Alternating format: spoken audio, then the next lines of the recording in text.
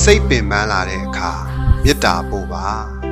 ဖရာတပည့်တော်ကိုအကျဉ်းချင်းပင်ပန်းဆင်းရဲအောင်ပြုလုပ်သူများလေဒီနေ့မှစပြီးအေးချမ်းနိုင်ပါစေဖရာတပည့်တော်ဒီလေဒီနေ့မှစပြီးစိတ်ဆင်းရဲခြင်းကိုယ်ဆင်းရဲခြင်းကင်းဝေးရပါစေဖရာတပည့်တော်ကိုနာကျင်စေသူတွေလည်းဖရာတပည့်တော်နာကျင်ရတယ်လို့ခံစားရတယ်လို့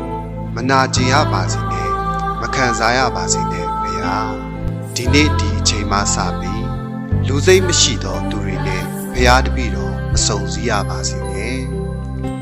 ဖရာတပည့်တော်ဝမ်းနဲ့၍ကြသောမျက်ရည်များသည်လေဒီနေ့ဒီအချိန်ဒီနေရာမှာနောက်ဆုံးဖြစ်ပါစေဖရာရှင်တန်ရတာပင်ပန်းတဲ့အခါတိုင်းကိုကိုဒီလိုလေးမေတ္တာပို့ကြည့်ဖို့မမေ့ပါနဲ့နော်